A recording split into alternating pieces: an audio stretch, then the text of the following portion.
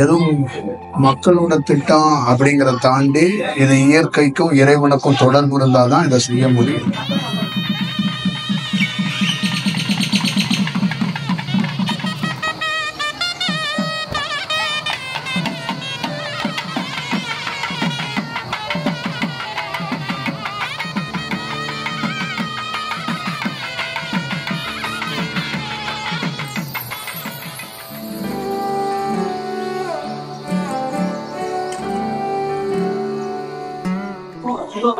தமிழ்நாட்டுல ஏறத்தாழ எத்தனையோ ஊர்கள்ல நான் வகுப்புகள், தியான வகுப்புகள் நம்ம நடத்திட்டோம். எத்தனையோ நம்ம போகாத இடங்களே இல்லை. ஏறத்தாழ ஒரு 50,000 பேருக்கு மாணவர்களுக்கு நம்ம தியானத்தை கொடுத்துருக்கோம். இந்த 50,000 பேத்துக்குள்ளேயும் பல்வேறுபட்ட நகரங்கள்ல நம்ம தமிழ்நாட்டில் இருக்கிற அனைத்து மாவட்டத்துக்குள்ளேயும் ஒரு வேலை செஞ்சிருக்கோம். அப்ப எந்த இடத்துக்குள்ளேயும் நம்ம இந்த மாற்றத்துக்குள்ள அவ்வளவு சாமானியமா என் கழுத்துல ஒரு கோவில்ல கூட ஒருத்தர் மாலை போட முடியாது. அப்படி அவ்வளவு சாமானியமா ஒரு பொழுதும் கழுத்துல நானும் மாலையை வாங்கிக்கிட்டதும் இல்லை. இது அவ்வளவு ஈஸியா அது நடந்துடாது. ஏன்னா அது தியானத்தோட செயல்பாடுகள் புகழுக்கோ இல்ல வேற எந்த செயல்பாடுகளுக்கோ இல்ல மனித தன்மையில் இருக்கிற செயல்பாடுகளுக்கு உண்மையான ஒரு தவம் பண்றவங்களுடைய செயல்பாடுகள் அவ்வளவு சாமானியமாக அப்படி போய் ஒரு வேலையை செஞ்சிடாரு. ரொம்ப கண்டறிஞ்சு ரொம்ப நிதானமா ரொம்ப கரெக்டா ஒரு செயல் வடிவமா இருந்தா மட்டும்தான் அது சரியா செயல்படுத்த முடியும். அந்த சிவன்மலையுடைய செயல் வடிவம் தான் இந்த ஊர்ல இன்னைக்கு நம்ம உட்கார்ந்து இருக்கிறதுக்கு காரணமாக. அப்ப சிவன்மலைக்கும் இந்த கிராமத்துக்கும் ஏதோ ஒரு தொடர்பு இருக்கு. அப்ப அங்க ஒரு செயல் கிடைக்கப்பட்டது. எந்த கிராமத்துக்கும் எந்த நகரத்திலையும் இந்த மாதிரி ஒரு செயல் வடிவத்தை செய்ய முடியாத ஒரு செயலை இந்த பிரபஞ்சம் முப்பிறப்புல தொடர்புல இந்த ஊருக்கு அந்த தொடர்பை ஏற்படுத்தி வச்சிருக்கோம். இங்க இருக்கிற மக்களோட அது தேர்வு செய்திருக்கு. அது ஒரு செயல் வடிவமா பண்ணிருக்கு. உருவத்தோட நம்ம இருக்கிறோம். உருவம் இல்லாத இறை பேராற்றலாக எத்தனையோ செயல் வடிவங்கள் இருக்கிறது.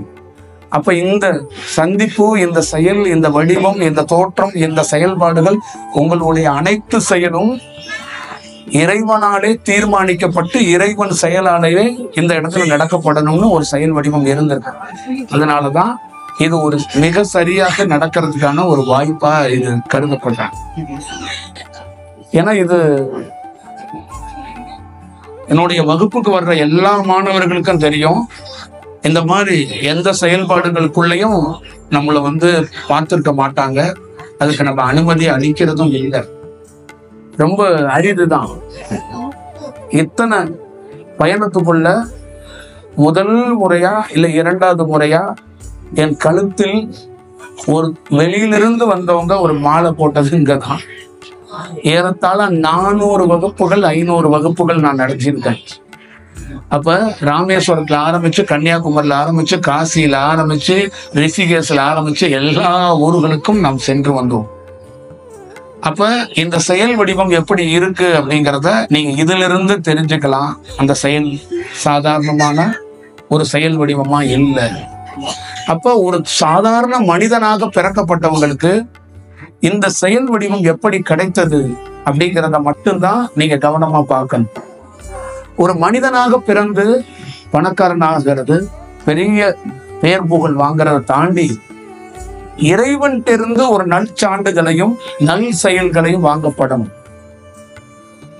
அப்படி ஒரு செயல் வடிவம் கிடைக்கப்படுகின்ற போது, அப்படி ஒரு செயல்கள் நிகழ்கின்ற போது, ஒரு இறைவனால் நற்சான்றுகள் கொடுக்கப்பட்ட ஒருத்தருக்கு ஊர் மறக்கப்படுகிறது, பெயர் மறக்கப்படுகிறது, உறவு மறக்கப்படுகிறது, மொழி மறக்கப்படுகிறது, அவர் குலம் என்று சொல்லக்கூடிய அந்த குலமும் மறக்கப்படுகிறது.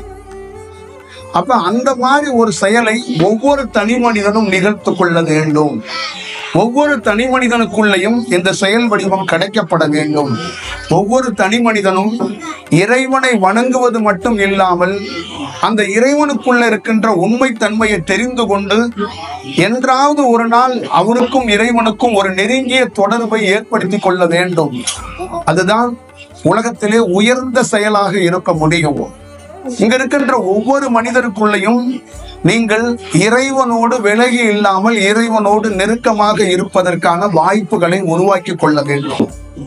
அப்ப இரவு பகல் பாராமல் எத்தனை பணிகள் இருந்தாலும், எத்தனை வேலை செயல்கள் இருந்தாலும், தன்னை ஒரு உணர்வதற்காக, இறைவனை உணர்வதற்காக, ஒரு செயல்பாடுகளை உணர்வதற்காக ஒரு மனிதனுக்கு அவனுடைய வாழ்க்கையுடைய போக்கையே மாற்றக்கூடிய செயல் இந்த தியானம் இருக்கிறது.